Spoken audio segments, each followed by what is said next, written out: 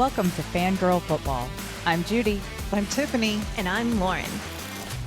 Football always makes the week go by faster for me. By the time I'm done processing Monday Night Football, I'm already jumping into and thinking about Thursday Night Football and the next week's games. This Thursday, we have the Cowboys at the Giants, which should be a hot matchup between division rivals that have both started the season with 1 win and 2 losses. Both the Giants and the Cowboys are trailing the Commanders and the Eagles in their division, and whoever wins will stay out of last place. Let's chat the game and build some Fantasy Sports EVO and Fanduel lineups. Yeah, Lauren. So, speaking of hot divisional games, that game last night with the Commanders at the Bengals was really good and exciting and fun to watch Jaden Daniels score some touchdowns for sure. So, I hope that this divisional game gives us a similar matchup. I feel like these two teams are probably pretty evenly matched. It's kind of interesting because I think everyone kind of thought the Commanders were going to be in the cellar in this division and the Cowboys leading it with the Eagles. And it's not playing out that way, at least with 3 weeks into the season. So one of these two teams is going to put themselves in a significant hole that they're going to have to climb out of. I think we were all expecting that to be the Giants, but right now I'm not so sure that that's how this game might play out. What do you think? Yeah, I've been having a much harder time picking for this game because preseason I would have just said the Cowboys, but with how the Cowboys have looked over the last 3 weeks and then how the Giants have kind of looked, I think this is going to be a good matchup and we're going to see some good football between the two. I think so. I think we're all looking for what is wrong with the Cowboys. This is not what we expected. And I guess looking back at preseason, the only thing I can pinpoint is, well, Dak and CeeDee Lamb were sitting out and there was no And I continuity mean, if you look at the Bengals, and I think everyone was really surprised by the Bengals Commanders score last night. That was kind of what popped into my mind too, was Dak and CeeDee Lamb sat out, and now the Cowboys are struggling a little bit or not doing quite what we expected, and Jamar Chase on the Bengals side. Yeah, so that sitting out seems to really put you at a significant disadvantage. And we'll look to see if, now they've kind of got what their normal preseason would have been under their belt. Can they pull themselves out of this hole? So let's review what these two teams did on Sunday. So the Cowboys lost to the Ravens. Giants are actually coming off of a win, and we'll get to them in a minute. But they lost to the Ravens. They look significantly better in the second half of that game than they did the first half. So that's the positive that they have rolling into Thursday night. But they've got to continue that second half. It was really actually more like the fourth quarter momentum that they had going. And I don't know if that was more the Ravens playing prevent and not trying to do anything, or if the Cowboys actually made some relevant changes other than getting that great onside kick. They don't have a rushing game. Last week they had 51 total rushing yards, and the two running backs, Rico Dowell and Ezekiel Elliott, have had Rico Dowell's had 88 yards on the season, and Ezekiel Elliott's had 62 yards. This team can't run the ball. And if you can't run the ball, then you're probably not going to pass the ball because everyone's expecting you to pass the ball. And if they know exactly what you're going to do, they can shut it down. It's really surprising to hear that they don't have a rushing game at all, because I know they brought back Ezekiel Elliott specifically because they struggled rushing last year. So I think they had hoped for a little bit more, maybe Q4 Cowboys show up to this game and we can get some more points on the Cowboys offense. Yeah, I think they're going to have to look into, some pickup prospects that on some other practice squads for their running game, because Rico Dowell and Ezekiel Elliott aren't getting it done. And we all kind of knew that. I don't know how the Cowboys didn't know that, because everyone looking at this team on paper knew that. Anyhow, another fun stat is CeeDee Lamb actually has the longest rush for the team. Your wide receiver should not have your longest running play, and that's at 12 yards. So unless they're gonna start running CeeDee Lamb some more, I don't know how they're gonna open up this passing game. Then we've got the whole defense that's an issue. I think they'd like their defensive coordinator back. Where did he go? Seattle. Oh. Yeah, so Dallas has allowed the 3rd most points in the NFL so far through the first 3 weeks. They're averaging allowing 29.7 points a game, and they've allowed the most rushing yards per game with an average of 100, allowing 185 rushing yards a game. It's gonna be interesting to see what the Giants can do with those numbers because the Giants usually don't get to run the ball as much. They're always behind, so they're always passing. And they may be able to establish a run game if the Cowboys can't stop it. I know that's kind of like going in the obvious, but we'll see. I think the Cowboys could have a good game where things start clicking and that offense gets to score some points against the Giants. So let's look at how the Giants looked last week. They had a win over the Cleveland Browns, which is kind of funny because it's both of these teams have now beaten the Cleveland Browns. It's their only win and they've both beaten the Browns. So I'm not really sure where that puts the Browns in, our ranking order, but both of these teams beat the Cleveland Browns. The Giants win was 21-15. And Malik Neighbors had a great fantasy day with 24 Fanduel points. He is the youngest wide receiver ever with 2 receiving touchdowns in a game at 21 years old and 56 days, beating out Mike Evans, who is 21 years old and 76 days. So he's in good company there. We like Neighbors. Neighbors has looked good, and I wonder if the Cowboys are going to make Neighbors look even better, or are we going to see Singletary get to run the ball here? I've had Neighbors on my bench the last 2 weeks and regretted it. So this will probably be a week where he moves off my bench. Yeah, you're going to have to trust him a little bit. He's definitely getting a lot of targets, and they have more than involved him. And Daniel Jones has looked reasonable. He's not looked awful, and on Sunday, he did fairly well, 24 of 34 for passes for 236 yards, didn't throw an interception. It's going to also be a little interesting because that Giants defense was getting after the Browns quarterback and Deshaun Watson, and they sacked him 8 times, and I'm sure that Dak Prescott would not appreciate being sacked 8 times and having to deal with that. Yeah, definitely not. I think that that is going to be something that the Cowboys offensive line will need to protect Dak if he cuz he's a passing quarterback and if Watson was sacked 8 times, they're going to be going hard for trying to get a sack on Dak Prescott too. Yeah, for sure. I think this could be a fun game. Well, it has potential to be a fun game. I think I don't like it being on Thursday night. So who are you picking? I think I'm going to go with I'm going to believe in Neighbors and Jones and go with the Giants. You? I'm gonna go with the Giants too, unless my puppies overrule it. So on Thursday night football, I had a really bad streak going. I just was not picking well. So last week, I let my pups pick and they picked the Jets, and that got me a win on a Thursday night. I would have picked New England, so my dogs were picking better than I was. So let's go ahead and jump into building some of our lineups.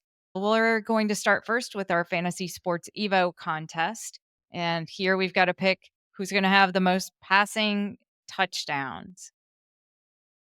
This one's hard.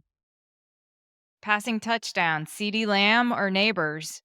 Oh, I'm struggling. I think Well, we both just picked the Giants, so I think we we did. better go with the Giants, but the Giants ought to be actually trying to run the ball. Let's go with Dallas. Well, assume they can pass the ball, and we'll assume they have more passing yards because Dak is leading in passing yards, and I don't know if that's gonna slow down with their lack of running backs. So we've got the Cowboys passing. We know, though, that New York is going to pass. They are gonna pass, and they tend to do some shorter passes, so let's put them on receptions. And then rushing touchdowns. This is where I wanna go with the Giants just based on history and Dallas giving up all of those rushing yards and touchdowns that they have over the last couple weeks. Not to mention that the total yards for both the top 2 running backs is less than 200 yards, Yeah. so So let's go with the for the Giants. season, Giants there. Rushing yards, again, we're gonna go Giants here. So kicking, the Dallas kicker last week got into the record books by kicking a 65-yard field goal. He is second on the list, only behind Justin Tucker with his 66-yard kick. Should we go with Dallas? Their kicker we should go with is Dallas. 10 for 10. He has not missed a kick this season. All right. Plus, I think the way that we've been seeing it and how it might go is that Dallas is trying to move the ball down and having to maybe kick a little bit more than the New York Giants are. So that's our lineup for this contest. That was quick and easy. We've got Dallas with the most passing touchdowns, Dallas with the most passing yards, New York with the most receptions, New York with the most rushing touchdowns, New York with the most rushing yards, and Dallas kicking. Right. So we're in, and hopefully we'll get some other people that will join us in this contest that is on our website, fangirlfootball.com. Okay. So let's jump over into Fanduel and see where we have people priced. So we have Dak Prescott's the most expensive, and then Malik Neighbors at 16 and 15,000, and then CD Lamb's a little discounted off of that. Daniel Jones a little discounted off of that. And then we've got Devin Singletary. So he hasn't had a big week, but he is going up against the Cowboys defense. Do we just keep thinking this is going to continue to roll the way it's been rolling the first 3 weeks? Or do you actually think that the Cowboys are going to allow something different? I don't see that happening on a short week. I think they'll need a little bit longer to get everything together to s to start shutting down the rushing issues they're having. And the Giants have to be aware of this, right? They've gotta watch some of the film and go, "Oh, look, everyone's run all over the Cowboys. Maybe we should try that too." Or you think they're just gonna go with their standard game plan, which is Daniel Jones and Malik Neighbors? I'm guessing we shouldn't just take Malik, Daniel, and Devin. We could, but who do we let's see if we can put Neighbors in our captain, our MVP spot. I don't know if this is gonna work because he might cost us too much. Because then can we afford Daniel Jones and Singletary? We still got 10,000 a player, so now we need 2 more players. I guess we should have talked injuries. I did notice that both CeeDee Lamb for the Dallas Cowboys and Darius Slayton for the, Giants, both of them were limited at practice on Monday. I think they'll both play. It's probably just precautionary, but still, it is something to watch, and I think that definitely CeeDee Lamb will be in there unless something changes. So, I'd love to get CeeDee Lamb in there, but I don't know if we can afford someone after that because now we're gonna have to have someone different. I do love Eric Gray. He hasn't done much this season, but he was one of my favorites in preseason. And I guess, if you're building a tournament lineup, I might take a chance on Eric Gray given the Cowboys' issues with stopping the rush. And that looks like, you know, that's all we've got going on down here. That's the only way that we can afford CeeDee Lamb would be to go Eric Gray. And now we are pretty Yep. much all in on the Giants. This is our Giants lineup. Okay, I'm going to so I guess if you were trying to be more balanced, would you be trying to pick up, um, What's the Dallas tight end? Ferguson? Ferguson, yeah. He came back last week. I don't know where he is. Here he is. Jake Ferguson. He's at 9,500. We could bring him in. We can also we could go to Brandon Cooks. He didn't have a great game last game, so maybe we could go back to him to save a little bit of money. And then you could fit in Ferguson again. You can also fit in the Dallas kicker here. So that way we could do Brandon Aubrey, the kicker for the Dallas Cowboys. So that's a little bit more balanced lineup.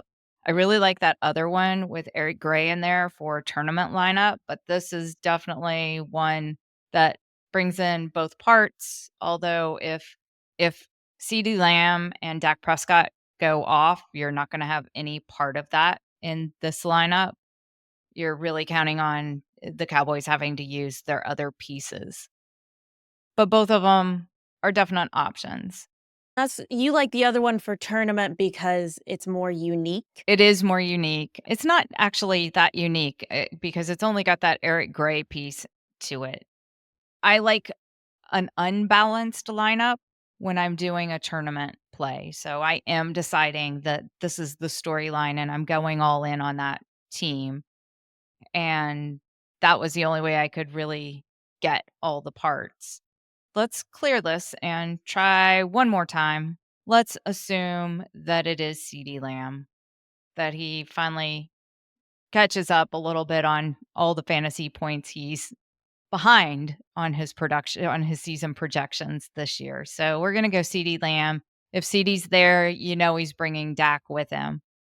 So now we have to look at the other side of the ball. Let's assume that the Dallas Cowboys actually do stop the run, and Devin Singletary's not that scary. So now we're just going to look at, let's put in Malik Neighbors, but we're going all in on the Cowboys side pretty much. So we're going to take Jake Ferguson as well. Oh, I'm down there. I can't afford all this.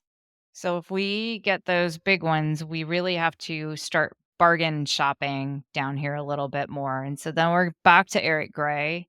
Let's see if we got any I insights feel like you have here. to bargain shop earlier, Best picking up value. CeeDee Lamb and Dak Prescott. Yeah, I don't think we can afford all three of these because we're down here at 72. And that just puts us, at a decrease, and without any significant injuries on this team, we're just not finding much down in that range. So you can't really go to all of the big guys. I just don't like this. I don't think we can't do this. We can't do CD and Dak and Neighbors and get away with it. Yeah. It just puts us in such a hole. So we would have to go somebody different on the Giants side. I And guess could you go with Singletary then? we could go with Singletary. Yeah, let's try that. And so So we're still going then with they haven't closed the rushing issue. yes, So Singletary's gonna make it through and score all the points, which is why we don't maybe want Neighbors, because Neighbors can't get through instead. he doesn't need to either way. We could assume that Dallas maybe can run a little bit and go Rico Dowell. And then we've got 9,500 left, and we could pick up uh, Jake Ferguson as well. Ferguson. So that one's unbalanced and it's all on the Cowboy side, but it does work. I don't like that as well. I don't feel like that's very different. So I kinda like the other unbalanced one that we had before, but this one is, you know,